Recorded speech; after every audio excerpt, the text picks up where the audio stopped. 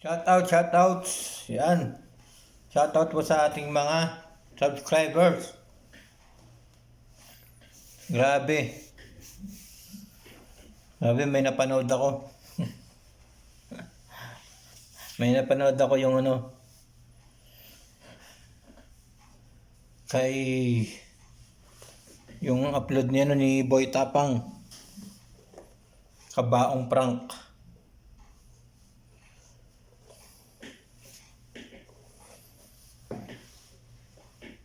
Sa bahay pa mismo nila, sa bahay pa mismo ni Cherry White, pinasok yung kabaong. Hindi magandang biro yun, Hindi magandang prank yun. Dapat sa mga ganun, hindi pinapayagan ni Cherry White yun, Di ba mga guys? Dapat hindi pinapayagan ni Cherry White yung mga ganun. Yung kay Pacquiao naman, kay Pacboy naman, di naman nangyari sa kanya yun. Di naman nangyari kay nung sila ni Pacboy. Di naman nangyari yun. Kahit minsan na pinarank ni Pacboy si Cherry White ng ganun. Kay Boy Tapang lang ginawa, Kay Boy Tapang lang nagawa.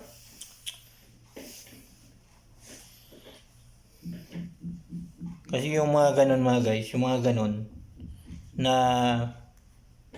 biro, masamang biro, ganun. Masamang biro kasi yung mga guys, yung tungkol sa mga kabaong. Dapat nag-iisip-isip na si Cherry White. Hindi kasi nakikinig si Cherry White sa mga baser niya, Diba? Kahit na pangit na yung ginagawa ng nila Boy Tapang, di na maganda yung mga prank, patuloy pa rin si Cherry White na nakikinig. Diba? Dapat kasi minsan nakikinig din kayo minsan sa mga sa mga basher, sa mga mga nag-a-advise sa inyo, lalo ng mga viral, mga matatagal ng content creator, influencer. Dapat nakikinig din kayo sa mga baser ninyo. Yan. Nakikinig kayo sa mga nag-a-advise sa inyo. Hindi yung nakikinig lang kayo sa mga kaibigan nyo, mga malalapit ninyo. Kasi minsan tama din ang mga sinasabi ng mga basher o yung mga nagko-komento sa mga video nyo. Yan. Wala, hindi naman kayo nakikinig. Hindi naman sila nakikinig. Puro content lang alam nila, nakakasira na talaga.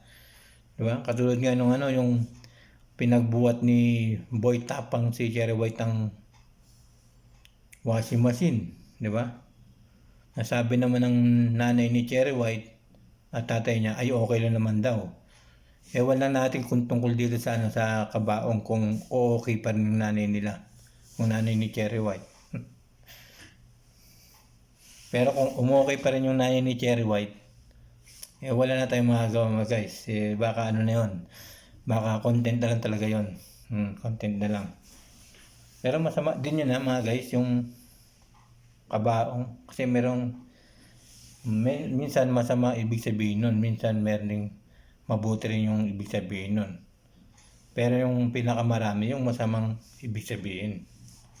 Kaya dapat huwag magbibiro ng mga tungkol sa mga ganyan, mga kabaong, mga malapit ng mamatay, di ba?